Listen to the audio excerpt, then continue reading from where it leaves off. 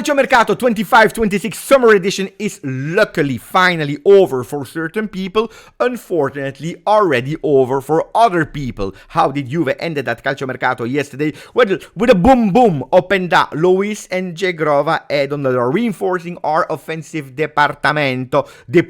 How can now Igor Tudor, with the player that he has at disposal, play them? Will he continue with that 3-4-2-1? Will he change it towards a 3-5-2, or maybe even going back to the four-man defense of 4-2-3-1? We will speak about that in today's video, but also judging the Mercato. Yes, I will give my rating. A Mercato done by Damien Comolli. 3 ways to judge him: the context that he was dealing him with, the final product without thinking about the context, and then the message that he has sent to agents, to players, to other clubs, and especially to Italy. Are you ready? Ciao Juventini of the world. My name is Giuseppe. Welcome back on the channel. I hope you're all doing well. Guys, if you didn't yet, please start. Also, now that the Calcio Mercato is over with a maximum of like, don't forget to subscribe. And for the people that are now allowed to also other countries to hype the video, it's Tuesday hype moment. We start with the picture of yesterday because that's where we ended together. Openda and Zhegrova. They had individual presentations with fantastic, beautiful job again from the creator lab, and then they took a picture together, both of them with huge, big smiles. We saw them, especially Edon Zhegrova that was smiling. He couldn't hide a smile at a certain moment. He's even in the car leaving the J Medical. He opens that window, giving high five to the tifosi that was there. He couldn't wait. I told you, since long everything was done. The passport, the agreement with Juve. He was just waiting to go into that plane to reach La Continassa to be a new Juventus player. I'm happy for him. Grande, benvenuto Edon. Benvenuto Openda. Hey, he told you he was so happy, and yesterday lucky as well because he had the opportunity to meet Alessandro, il capitano del Piero. Yesterday they were there. What did he say? What a legend. What a great pleasure meeting you. I hope that he received that benedizione, the benediction, to become a Juve player from Il Capitano. He couldn't start better. What did Openda said? Well, since I heard about the interest of Juve, I couldn't sleep. I didn't sleep anymore. Bravo, welcome to both of them. Permanent deal for Zhegrova that had 1 more year of contract with Lille. 14.3 plus administration costs. We are speaking about a total deal of 15.5. That could possibly, if the bonuses are reached, go up to 18 million euro because there are 3 million bonus included if we reach them, of course, which I hope, because if he reached them, I don't know yet the details of all the bonuses, but that could mean that maybe we won the Scudetto, maybe he scored like 15 goals or so many assists. I have no idea, but if we reach the bonuses, it's always a great news. So welcome to Edon again. And then a bit more, or a lot more money for Openda, because we are speaking about a 3.3 for the loan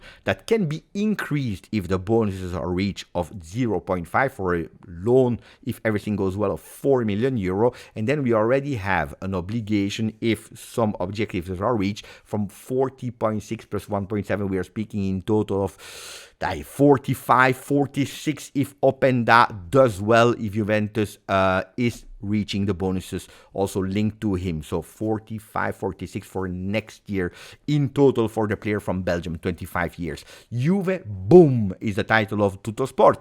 Not only Zhegrova, but also Openda for a super attack. We have Corriere dello Sport that is going with Fasce da Juve, wings for Juve, more goals, not only goals, also speed for Igor Tudor. All beautiful, all fantastic, of course, but you know that I still told you that according to me, the team is certain roles is still incomplete, and the role which I would have given a lot of priority was the role of the right wing back. We were on players like Klose and Arnau Martinez. Neither one, not the other one, arrived at Juve, unfortunately, because I tell you, maybe they are not phenomenon, maybe they are not the best ones in the world. They could have helped Juve a lot in a role that at the moment I still see really incomplete. We tried, but at a certain moment, if Nice is asking you 15 million euro for the French player, it's better to give up and focus on what we have, and now it will be the ball to Igor Tudor. Damien Comolli. How do I judge him? Well, 3 things I told you: the context, the final result without context, and then the message. I start with the message. According to me, the message is just for me to stand up and to applaud with 2 hands, because he actually fulfilled my request, my demand. Send a message to players, which he did, to agents, which he did. with also the other clubs, which he did, and I tell you, and bravo, Comolli, €0 for the other Italian clubs, so he didn't help. Last year we have reinforced, we have invested and given €150 million to other Italian clubs, this year zero. And I applaud that, except of course if you have a phenomenal, pay him, taking your team, but except of that, it's great to not reinforce for nothing. So I'm super happy about that. When I tell you the message that he gave, well, we can go towards a lot of examples. Miretti, no to Napoli for the really ridiculous offer. Vlahovic, that could have left, absolutely, because we said it, we knew it, it was public that he could have gone to another team if the right offer arrived. No to freeing up Il Cartellino from Dusan Vlahovic, which we didn't did. Great messages to other clubs like Marseille, for example, that wanted Weah for nothing. At the end, we went for our own money. That's the money. You pay the money that we are asking. Same for Douglas Luiz, same for a lot of players. It's our rules or no way.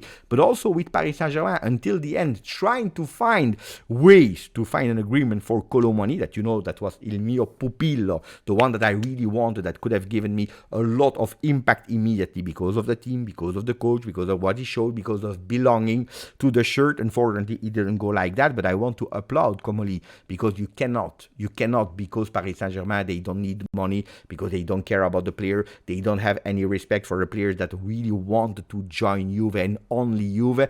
You cannot, just because of pressure, because you're obliged, agreeing with them. A bit what we did last year with Koopmeiners, because at the end, this was the price of Atalanta, and we paid the price of Atalanta. We didn't have another solution. This time, he didn't go for Colomani. Well, he already had two other options, Zhegrova and Openda.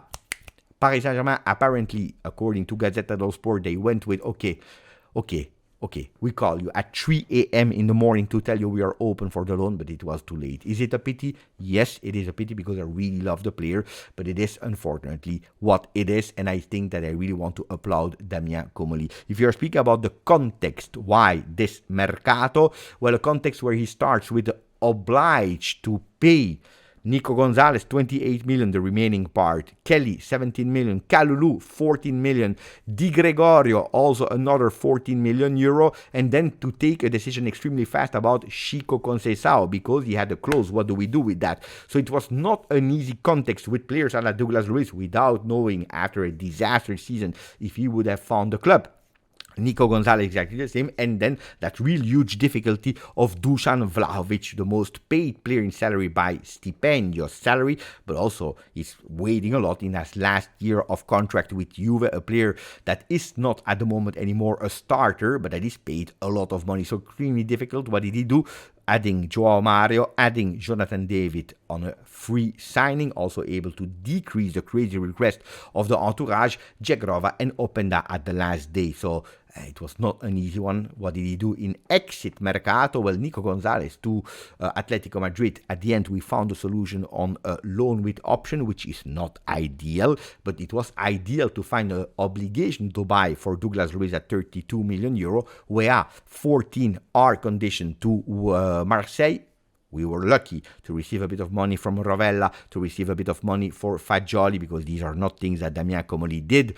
Alberto Costa, letting him go. Will it be a rimpianto or regret for Juve? This only the future will tell us. What about Savona? I told you, too many people in the same role. He wanted more playing time. He was not close to leave Juve after all the years spent in the youth academy. Bangula, could we have earned a bit more money? Probably yes. At the end, we had a bit more money than the initial agreement with Nottingham. Pellegrini came in or gave out officially for 4 million euro, a bit of money also for Nicolussi. Giallo, that we were able to sell for 3.5 million euro, which was not 100% a guarantee. We know it because it's a player that played only 16 minutes with Juve, and Arthur. So if you're looking at the context, well, it was not an easy one. I could have expected at a certain moment much worse from Damien Comolli. On the other side, did he fulfill the team? No, and that's where I judge the final product of Damien Comolli. The team is not fulfilled in the midfield, could have been a bit better in the left side of the defense, and then we are incomplete, especially as a right wing back. So my rating already now, and then we'll go towards how Tudor can play them, I give him a 6.5 without taking context without taking the context into consideration, 6.5 is my rating. I saw from, I don't know what paper, they gave a rating of 8 on 10. I think that this is absolutely an exaggeration for a team that, I tell you today, write it down, more than in the past where I was thinking balance is the most important thing to win. Well, today I tell you not balance, but with the team and the players that we have at disposal, it's scoring 1 goal more than the opponent that will be the key of 25-26. Write it down so that you can tell me, Beppe, you're right or you were wrong when we will be towards the middle or the end of the season, depending how it goes. Now, if I'm judging Comolli with context, with the message, well, I need to increase the work of Comolli towards a 8.5. But that's not what will make us win the game, because, of course, the final product is what counts. If we go towards the teams of Tudor, or the team that Tudor has at disposal, if he wants to continue with that 3-4-2-1, not only I see a team that is incomplete in certain roles, but also a difficulty up front to understand where and how and who will play. If we are looking at the defense with Bremer, Kalulu, Kelly or Gatti, well, on top of that you can add Rugani, Cabal when he will be back, and it should be soon, and on top of that Rui that has the opportunity to go or to Galatasaray, Fenerbahce, Besiktas, or a team in Turkey or to Saudi Arabia. Otherwise he remain with us until the end of the winter, and then we see what happens in January.